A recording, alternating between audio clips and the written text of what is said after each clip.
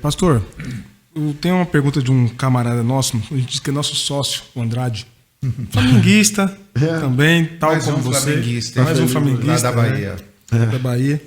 E o Andrade pergunta o seguinte: até quando a gente vai tratar como pastores, líderes religiosos são criminosos?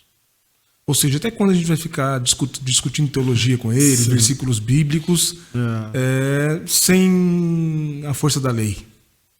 Para que eles respondam pelos crimes que cometem, inclusive falando de crime como um cometeu ontem, né? Dizendo que foi intimado e o André Valadão dizendo que... Eu sei, mas o que foi isso? O que aconteceu, né? Não, alguém já entendeu o que aconteceu? Ele não foi intimado para, de fato, então, uma decisão do TSE. Ele fez isso num vídeo programado. É irônico? Com luz, com tudo, com aquela estética nazista, inclusive. Mas né? o que ele quis ganhar com isso? Se antecipar. Posar de perseguido para ter aquilo que ele teve lá, que são todos os medalhões gospel em apoio, porque ele está sendo... E não só, né? Está sendo censurado. A nossa gente caiu nessa cilada, nessa armadilha. Caiu. São centenas de milhares de manifestações de apoio. Como o Malafaia, no primeiro turno, tentou ser preso, xingou Alexandre até o ministro, até onde ele pôde, o André Valadão ultrapassou as fronteiras para tentar ser o... Mas deliberadamente mentindo. Exatamente. Ele diz no vídeo que ele foi... O TSE mandou ele se retratar. E o TSE já disse que não. Já disse que não. Mandou ele se retratar. E mesmo assim as pessoas continuam se solidarizando. Exatamente. Isso é crime, hein? Então, eu acho que a gente... Você coloca uma questão importante, né? Eu acho que aqui isso não cabe a gente, entende? Só. Acho que cabe ao judiciário, inclusive, começar a entender o que essas lideranças fazem. Inclusive, colocar uma lupa na contabilidade, na movimentação de dinheiro. Eu acho que tem que ter vontade política e capacidade jurídica de fazer. Porque a gente não pode antecipar denúncias, mas é muito estranho. Né? Tem algumas lideranças aí com impérios econômicos, religiosos e transações muito difíceis de explicar. Então eu concordo com você. Tem que ter um limite jurídico para entender e poder investigar aquilo que é ilegal mesmo, é criminoso. E do ponto de vista teológico, eu também tenho pensado nisso. Né? Não tem diálogo com essas pessoas. Eu quero dialogar com o povo, eu quero dialogar com um montão de gente. O diálogo é a minha iniciativa sempre. Mas tem setores... Que tipo de conversa é possível, entendeu? Que entra o que você falou, vai ficar uma disputa mesquinha. Acho que tem que dizer, em algum momento, assim... são pessoas com um coração muito maldoso, com o fruto que a gente pode ver perverso, e com as quais nos basta dizer assim, não, sabe... Aqui a convivência não é possível.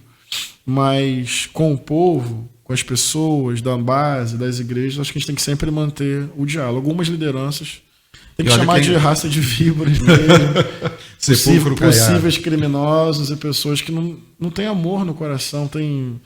Não acho que seja uma questão de ingenuidade mais. Assim, só ver o mundo diferente da gente. É maldade mesmo, né? Algumas sim. Deliberada e intencional. É porque a estética do vídeo dele...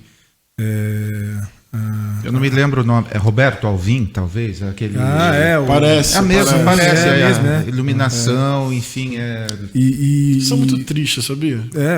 Se você olha pro rosto dele, ele é um rosto de quem tá abatido, triste, sabe?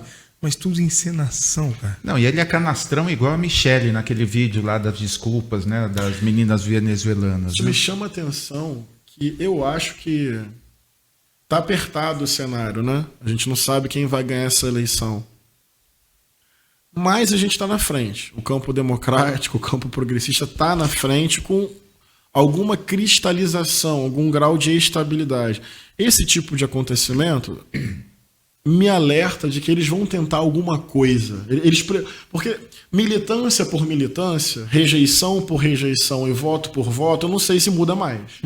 Eu acho que para eles ganharem, eles vão tentar esse tipo de acontecimento, uma bomba, um factoide, alguma vitimização. Imagino, né? Estou tentando entender o que faz esse cara produzir essa mentira, essa vitimização assim. Eu acho que é uma tentativa final ali de mexer no tabuleiro para ainda tentar ganhar a eleição. Estou tentando interpretar essa mente tão maldosa. E um pastor, cara.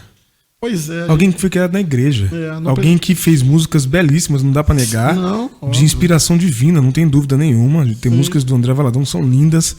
E se sujeita a isso, cara. A esse estado de coisas, sabe? Esse espírito, porque é um espírito. Eu tava pensando Essa nisso. potestade, sabe? Eu cresci na igreja ali, final da década de 90 e 2000, na Igreja Batista, e óbvio que já tinham diferenças e questões. Tanto é que é isso, conforme eu falei, eu e os meus amigos, né?